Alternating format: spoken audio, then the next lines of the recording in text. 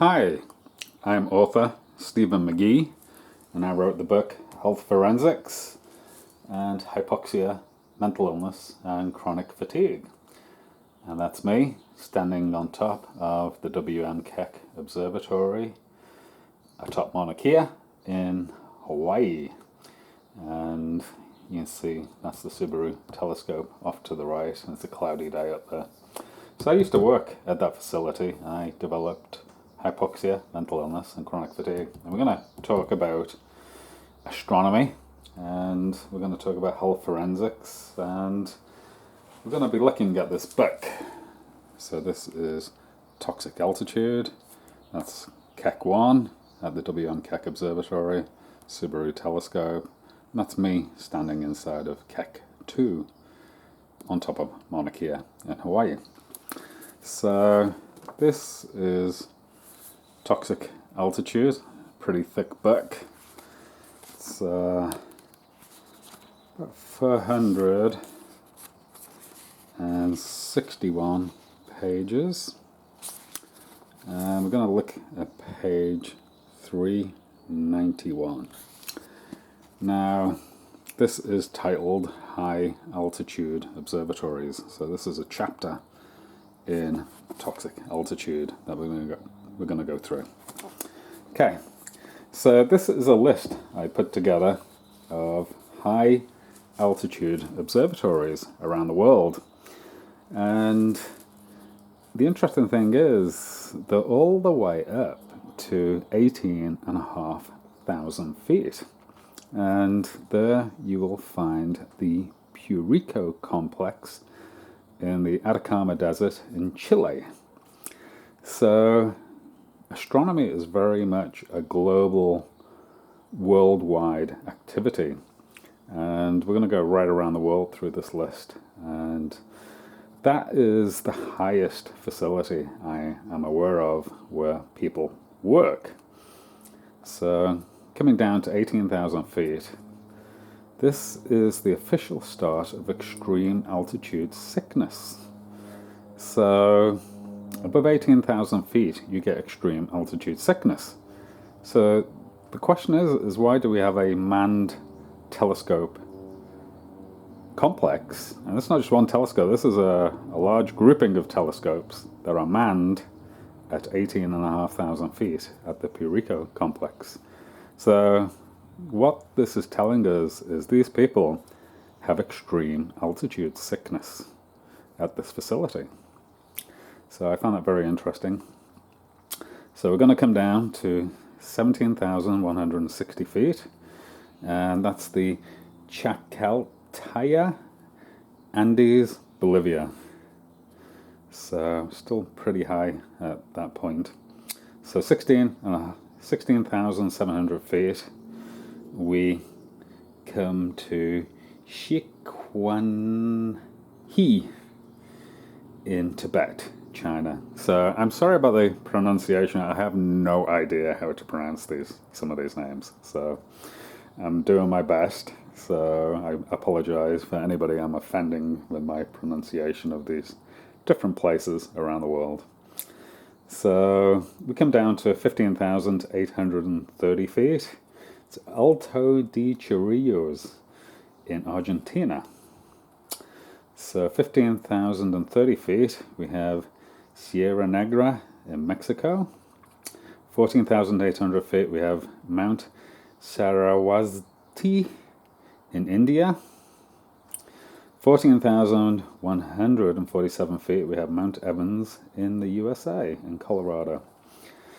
So 14,100 feet, we have Yangbajine in Tibet, China. So 13,800 feet is the summit of Mauna Kea in Hawaii, USA.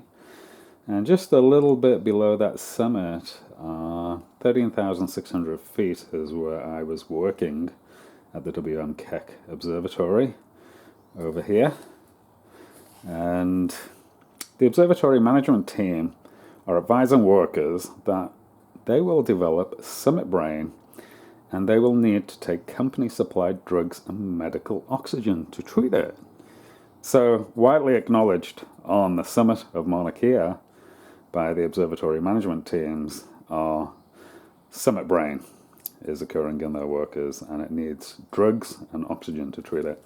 And by the way, medical oxygen is not harmless. It's known to have extensive toxicity associated with it, as are company-supplied drugs. So you don't want to be taking company-supplied drugs, and you don't want to be taking medical oxygen if you're healthy. Both may take you into sickness, and that sickness could be very, very serious. So I don't advise anybody who is healthy to take medical oxygen, and I don't advise anyone that is healthy to take company-supplied drugs. You definitely don't want to have summit brain. Summit brain is, there's all kinds of long-term health effects associated with having summit brain. So you don't want to be at 13,600 feet. Okay, 12,760 feet, we're in the White Mountain Peak in California, USA. 11,800 feet, we're in Llano de Hato, Andes, Venezuela. 11,800 feet is Mount Gargash, Isfahan, Iran. So, curious thing about the Iranians is that they're very historically good astronomers. Some of the best astronomers in the world are Iranians. So I just want to give out a shout to our Iranian astronomy friends. Great job. So 11,716 feet. We're at Jungfraujoch, Bernese Alps, Switzerland, and I'm sure I totally pronounced that wrong, so I apologize for that. 11,500 feet, very high altitude sickness starts here, so everything above that we have gone through is called very high altitude sickness. So the question is, why are these facilities above 11,500 feet where very high altitude sickness is occurring in their staff? It's a very interesting question, and one of the reasons why we're going through this list is they're trying to build more telescopes above this altitude. And it's like, are they nuts? Very, very crazy people in astronomy. So 11,500 feet, very high altitude sickness starts here. So if you're looking for a career in astronomy and you like very high altitude sickness, I would recommend that you apply for jobs in these telescopes. Let's turn the page. So we're on page 392. And we're coming down in altitude. So we have 11,135 feet is Mauna Loa, Hawaii, USA, and there's observatories up there. 10,600 feet is South Baldy, New Mexico, USA. 10,469 feet is Mount Graham, Arizona, USA. I have some people that I've worked with who work at this facility. So 10,285 feet is Gornergrat, Pennine Alps, Switzerland. 10,259 feet is Peak Terskol, North Caucasus, Russia. 10,082 feet is Mount Lebanon, Peak Al Zinir, Lebanon. So 10,040 feet is Sierra Amazonas, Atacama Desert, Chile. 9,961 feet is Haleakala, Hawaii, USA. I've been there. There's a bunch of telescopes up there, and it's very well known for its military space complex that it has on top of that mountain. Has the big thing to do there for the tourists is go to see the sunset and the sunrise. So a very big tourist location in Hawaii. So 9,200 feet is Halepahaku, which is also called the Onizuka Center for International Astronomy, Mauna Kea, Hawaii, USA. It's a residential complex for summit workers of Mauna Kea. Some summit staff reside here for about a week at a time. Some police officers stationed here became so sick they were taken to hospital for treatment. So at 9,200 feet, we're seeing like very serious health issues in police officers. So serious, they're going to hospital. So, and we're just at 9,200 feet. So I used to sleep here, Haliparku, and I probably spent about 3 years sleeping here. And I can tell you during that time I got very, very sick. And that was where this all started, was this hypoxia, mental illness and chronic fatigue. I was sleeping at Haliparku, which is only several thousand feet off the top, because the mountain is almost 14,000 feet. So this is significantly below the peak in Mauna Kea. And we're seeing people getting so sick, they're going to hospital. Okay, so 7,949 feet is Roque de los Muchachos, La Palma, Canary Islands, Spain.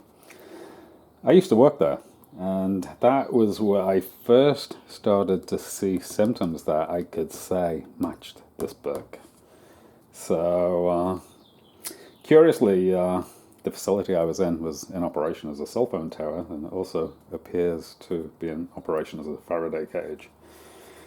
So 7,690 feet, observatory management team are training employees to believe liquid nitrogen is just liquid air, and the released gas is harmless to breathe. Behavioral problems, summit brain, and gender dysphoria are being seen in some employees. Some summit workers routinely sleep at the summit. Main summit office building is believed to be functioning as a Faraday cage and has been in operation as a cell phone tower in the past. So I started seeing very strange sickness at this facility, and I was glad I left, because I actually got healthier after I left, which told me there was some like pretty significant sickness occurring at this facility. Okay, our next place is 6,883 feet, Kip Peak National Observatory, Tohono O'odham Nation, Arizona, USA. And a little bit below that we have 6,360 feet. Behavioral problems, summit brain, are being reported to the observatory management team at this altitude and all summit workers at the facility. All employees are releasing liquid nitrogen and nitrogen gas into the indoor environment. They are working with mercury systems and chemicals. Summit has an antenna park with a pulsed radio wave field. Facility is infested with rodents and scorpions and is regularly sprayed with pesticides. The management team was notified about a sick building syndrome problem at the facility. So I actually notified them about the sick building syndrome that I believed was at the facility, and I never heard back from them. So that's kind of how sick building syndrome is dealt with in astronomy. So they know about it. So we're going to come down to 4,900 feet. High altitude sickness starts here. So everything above here is called high altitude sickness. So what we can say is high altitude astronomy is hiring people into facilities where they're going to develop high altitude sickness. So for many people in these facilities, once they're above 4,900 feet, high altitude sickness is present. So we're going to drop down significantly to 2,670 feet. Some observatory offices and some summit worker homes in Waimea, which is also called Kamwela, Hawaii, USA. So this is the big island of Hawaii. So this is where the WM Keck facility has its office in Waimea. And there's also another telescope, and it's Canada, France, Hawaii has the facility, the office facility at this approximate altitude. So I actually lived there for maybe about a year. I gotta say I didn't really feel very good living there. I actually left after about a year living there. I rented a place for about a year. And the lease expired, I left. And I actually went pretty close to sea level on the Hilo side of the island, where I actually felt better. Okay, So 2,389 feet, observatory offices and some summit worker homes in Tucson, Arizona, USA. So a lot of people don't realize that Tucson, Arizona is actually essentially at the top of a mountain. So this is, if you were in the United Kingdom and you were at this height, you would be on top of mountains in the United Kingdom. So 2,389 feet is significantly high. And I never felt good in this town. I was always sick when I lived in Tucson. And I only felt better when I actually left Tucson for sea level. So when I started living at sea level after a couple of decades of living in Tucson, I felt significantly better. So 1,000 feet, some summit worker homes in La Palma, Canary Islands, Spain. So I actually used to live at 1,000 feet. And that coincides with the sickness I was experiencing when I was in La Palma. I significantly got sicker in La Palma when I started living at 1,000 feet. I'd previously been down at the coast at sea level. And I moved up to 1,000 feet, and that's when I really noticed my health going off. Okay, 300 feet, some observatory offices and some summit worker homes in Hilo, Hawaii, USA. So we're going to go down to 50 feet. Observatory offices and some summit worker homes in Santa Cruz, La Palma, Canary Islands, Spain. So that's kind of where I started out. I started out at about 50 feet above sea level, and then I went up to 1,000 feet in La Palma, where I felt significantly worse. So above sea level, altitude hypersensitivity may bring on altitude sickness in some people. So that's me. So I actually today get altitude sickness at 1,000 feet. And I'm somewhat a sea level prisoner because I have to stay down at sea level. So the closer to sea level I am, the better I feel. And if I go above 1,000 feet, I get really sick. So I've developed a treatment for it, which is in this book, Toxic Altitude. It certainly helps me deal with this altitude hypersensitivity. And I know for a fact I'm not the only person that has this altitude hypersensitivity condition. I'm aware of at least one other person that has it. So at sea level, native environment for sea level adapted humans. People with damaged and or nutritionally deficient bodies may have altitude sickness here. So this was one of the strange things that came out of this research for this book, this Toxic Altitude, is that you can have altitude sickness at sea level if your body is damaged. So if you have a damaged body, you can be at sea level and be really, really sick with altitude sickness. So that was an interesting find. And I believe that, I'm certainly of the belief that people that have had the hypoxic COVID-19 sickness have gone on to develop long COVID may actually be in this category, this sea level category. So I believe there's a lot of people that have had hypoxic sicknesses that are exhibiting altitude sickness at sea level, because I'm exhibiting it at just 1,000 feet. And I've had COVID, by the way. So observatories are spread between the north and the south because this gives complete coverage of the sky. So what's going on right now is they're trying to build more observatories in the south and the north, and these observatories cost billions of dollars. So the astronomy community is trying to put billions and billions of dollars into telescopes that are at these high and very high altitudes that make people sick. So I found it very interesting.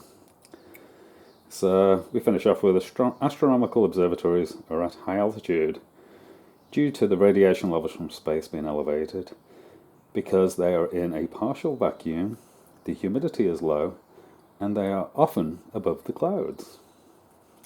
So I also had radiation sickness, and it was coming from the radiation levels from space. When you go atop these mountains, particularly to very, very high altitudes, you get radiation sickness. So just all the radiation levels are so much higher up there, and that's why they put the telescopes there. So it's pretty harmful to the staff. So that's our toxic altitude and astronomical observatories. I hope you enjoyed the video. Please subscribe to the channel and please like the video. And I wish you the very best of health. Thank you.